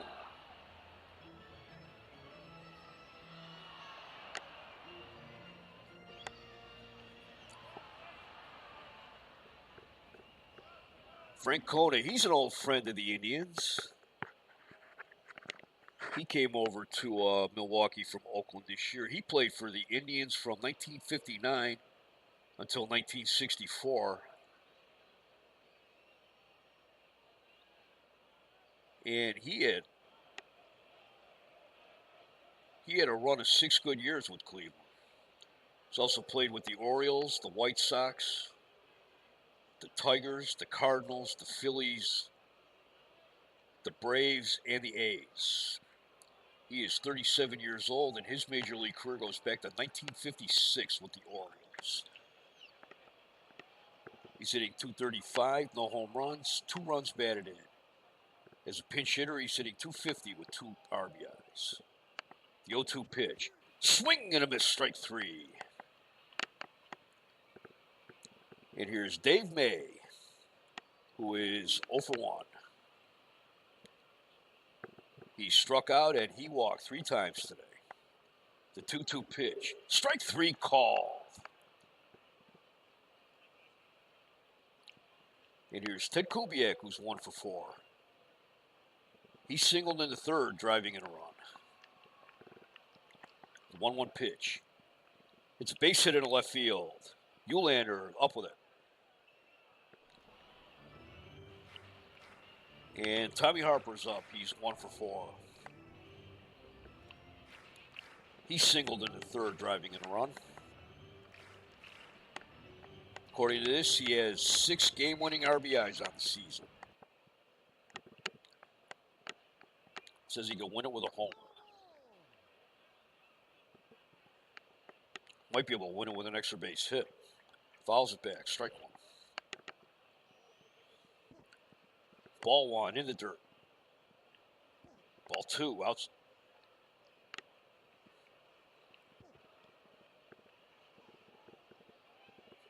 Ball 3. Looks like Kubiak wanted to try to steal, but last year looked him back. 3-1 pitch. Ball 4.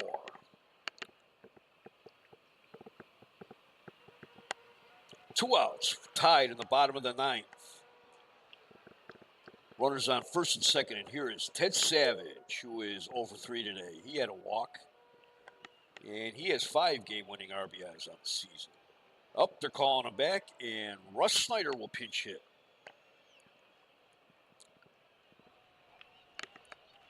Russ Snyder is hitting .249 with 4 home runs and 14 runs batted in. He's hitting .222 as a pinch hitter.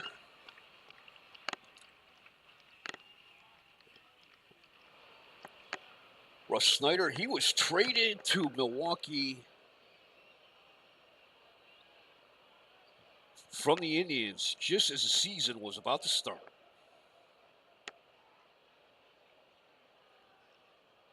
He came over to Cleveland from the White Sox last year. Or I take that back, in 1968.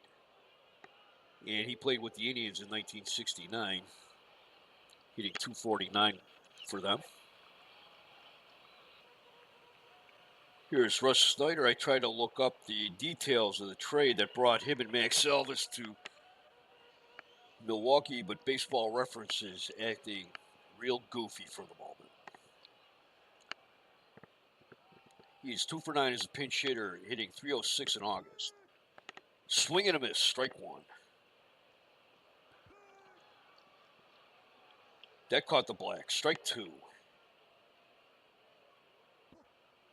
Up and in, ball 1. Foul tip.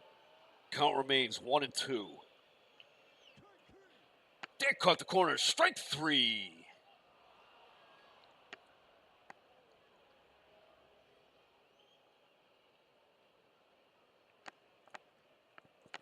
And we have played 9. We're going into extra innings. It is 4-4.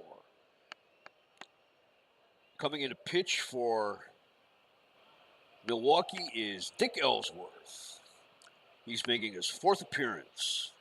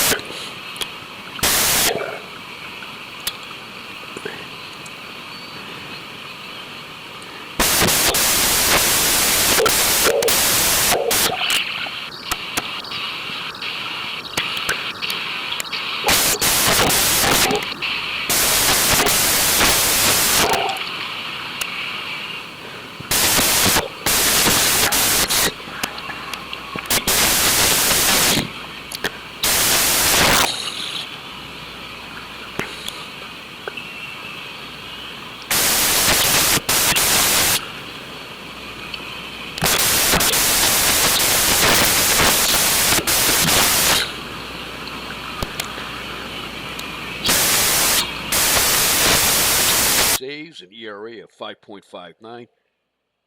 That is a little misleading because he got off to a terrible start.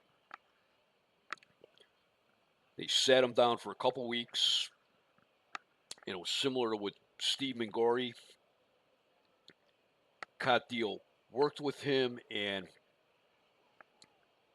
he has come back now as an excellent relief pitcher for Cleveland.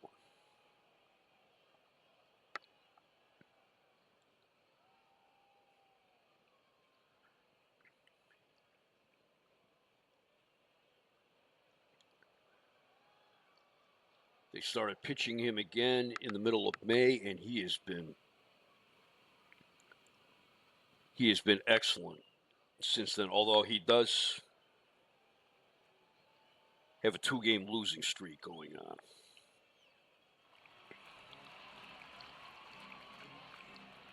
Had 2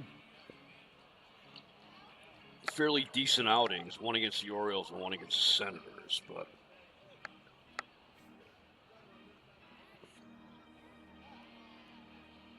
here is Dave May.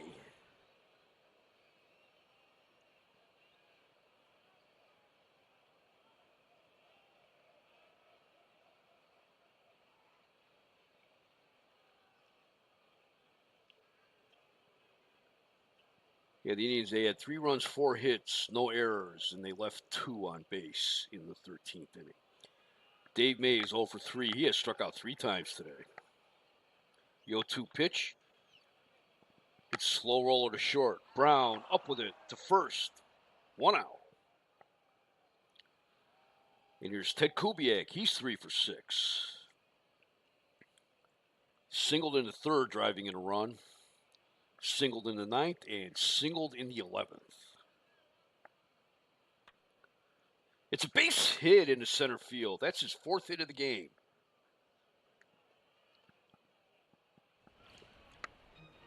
And here's Tommy Harper, who's 1 for 5. He singled in the 3rd, driving in a run. It's in the dirt. Got past Fossey, but Kubiak held it first.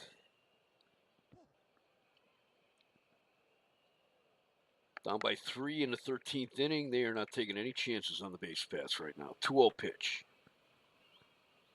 Foul ball. Ball 3. Swing and a miss. Strike 2.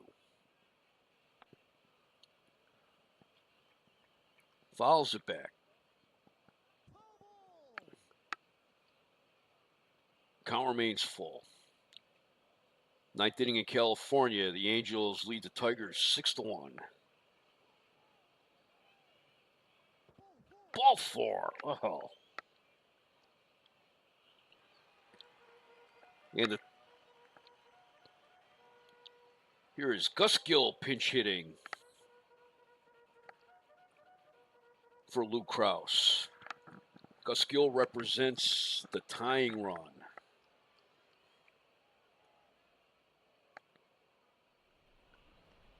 Gill is hitting .229, no home runs, and 1 run batted in. As a pinch hitter, he is hitting .233.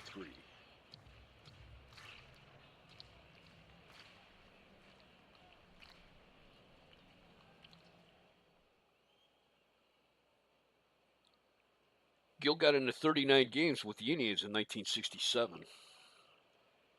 Then he went to the Pilots in the expansion draft last year. He played with. He looked like he was he got into 126 games with Seattle.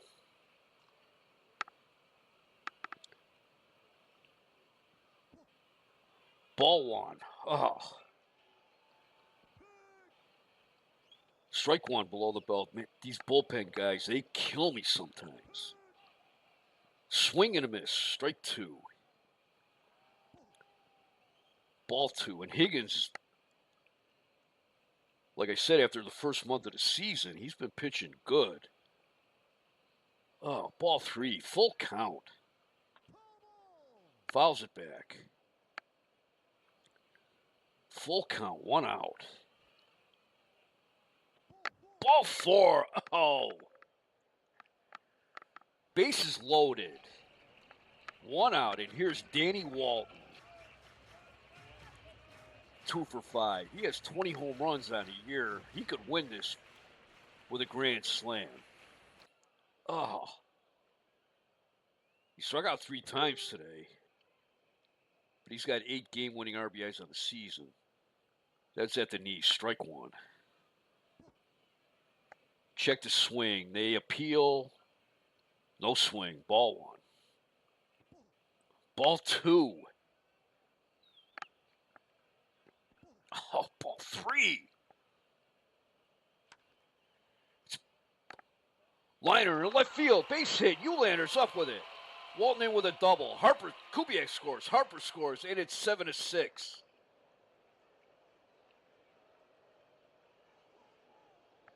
Ugh.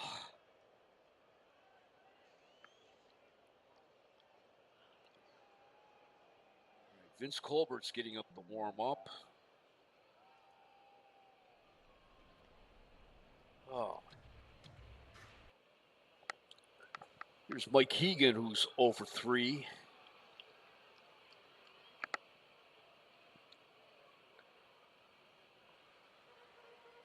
They're going to intentionally walk him.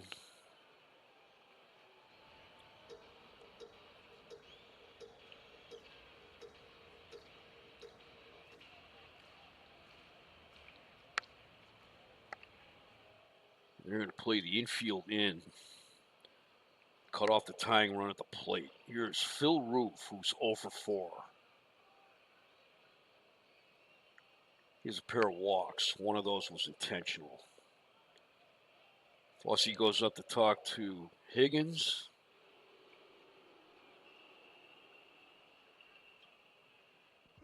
Strike 1 called. Ball 1. Ball 2. Spouter to the shortstop. Throw to plate. He's out to first. Double play to end the game.